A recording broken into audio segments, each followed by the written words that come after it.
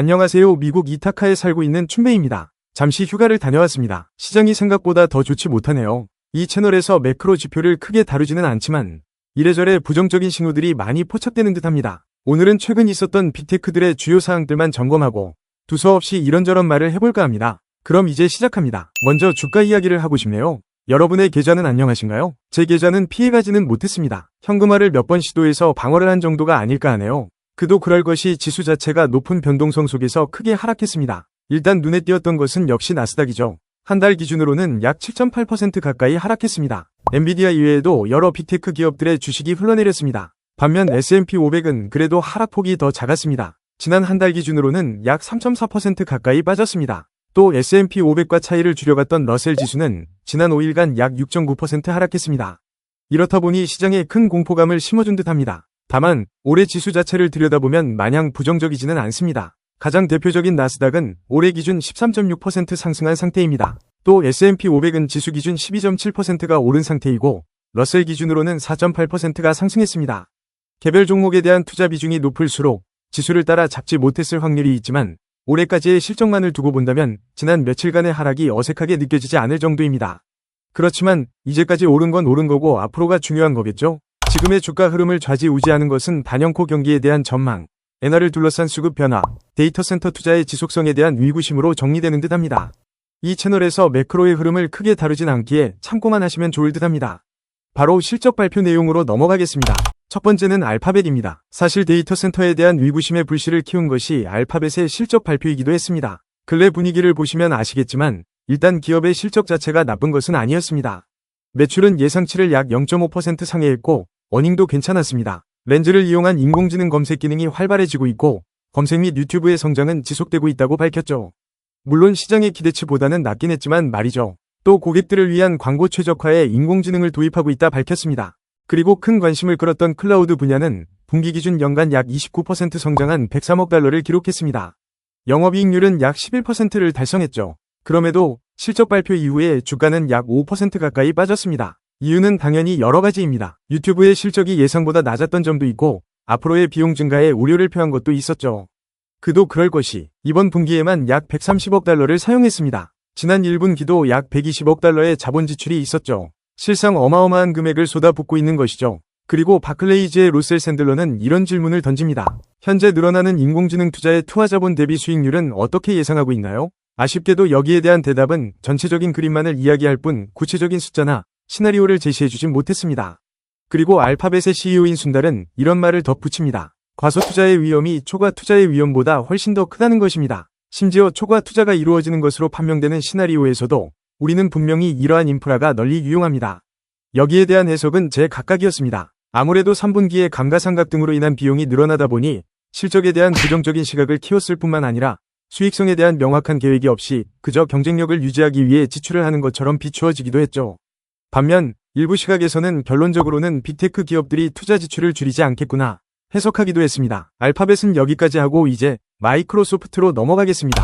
마소도 실적은 예상치를 소폭 상회했습니다. 그렇지만 주가는 글쎄였죠. 실망감을 키운 것은 마소의 클라우드 서비스인 애저의 성장이 기대에 못 미쳤기 때문이었습니다. 지난 분기가 약 31%의 성장을 이루었으나 이번 분기에는 약 29%의 성장률을 기록하면서 둔화되는 것이 아닌가 하는 우려감을 키웠죠. 마진율도 일부 축소됐습니다. 동시에 앞으로 반기의 성장률에 대해서 28에서 29% 사이를 제시했습니다. 반면 자본 지출은 지난해 대비 약 80% 상승했습니다. 자그만치 190억 달러. 이 숫자를 들은 시장 참여자들은 돈을 투자하는 것만큼 과연 실적을 낼 수 있을 것인가에 물음표를 던졌죠. 앞선 알파벳에 대한 시장의 해석과 별반 다르지 않아 보입니다. 그 외에 마소 실적에서 특징적이었던 것은 인공지능 오픈소스 툴인 기터브의 매출이 현재 약 20억 달러에 달한다는 것입니다. 또 그만큼 채택률이나 고객이 늘어나고 있다는 점을 언급했습니다. 참고로 이 매출은 1매출에 365를 곱한 숫자입니다. 기터브가 따로 상장했으면 좋았을 텐데 개인적으로 아쉽습니다. 마지막으로 클라우드를 생각하면 떠오르는 기업이 하나 더 있죠. 바로 아마존입니다. 아마존도 실적 발표를 했고 유사하게 실적 발표 이후에 주가는 하락했습니다. 총평을 해보자면 지금 당장 실적 자체는 컨센서스에 부합했지만 앞으로의 가이던스가 기대치보다 낮았다는 것이 시장에 실망감을 주었습니다. 전체 매출은 연간 약 10% 상승했습니다. 반면 영업이익은 약 147억 달러를 기록해 전년도 동기 대비해서 약 91% 상승했죠. 그리고 시장이 주목하는 아마존 앱 서비스는 19% 매출 성장을 이루었고 영업이익은 약 74% 성장해 급격한 증익을 보여줬습니다. 반면 조금 아쉬웠던 것은 광고의 매출 성장이 아니었을까 합니다. 지난 1분기에는 약 24%의 성장률을 보여주었지만 이번 2분기에는 20% 성장률에 그쳤습니다. 또 3분기 가이던스는 약 1,540억 불에서 1,585억 불의 매출을 제시했는데요. 이는 약 8%에서 11% 성장하는 수준입니다. 실적 발표 후의 주가 흐름을 보면 시장의 기대치를 충족시켜주지는 못한 듯합니다. 그럼 이제 데이터 센터 투자에 대한 입장을 들어보죠. 일단 기본 스탠스는 동일합니다. 올해 상반기에만 약 305억 불에 달하는 금액을 투자했습니다. 그리고 남은 하반기에는 더 많은 금액을 투자할 것으로 예상하고 있죠. 그리고 골드만삭스의 에릭의 질문에 대해 다음과 같은 의견을 덧붙입니다. 지금 투자를 지연해서 서비스의 장애를 초래하는 것은 피해야 하는 선택입니다. 그러나 지나친 과잉 투자 후 리턴이 없는 사태에 대해 시장이 걱정하는 것도 알고 있습니다. 우리는 그래서 적절한 수익성을 확보하기 위해 노력하고 있습니다. 우리의 웹서비스 사업의 수익성을 보면 알 수 있죠. 그리고 인공지능은 아직 초기입니다. 그리고 우리가 만난 고객들은 더 높은 성능을 원합니다. 여기까지가 데이터 센터 투자에 대한 코멘트였는데요. 표현의 방식이 다르지 모든 회사의 결론은 같은 듯합니다. 공급 과잉에 대한 우려가 있는 것도 사실이지만 현재 투자를 지체할 수 없고 여전히 더 큰 기회를 보고 있다는 것 같습니다. 그 밖에 아마존 실적 발표에서 눈여겨본 것은 경기가 위축되다 보니 커머스 탑라인의 성장이 소폭 줄어들었다는 것 정도인 것 같습니다. 이제 앞선 3개의 기업을 중심으로 한 캐펙스 수치를 살펴보겠습니다.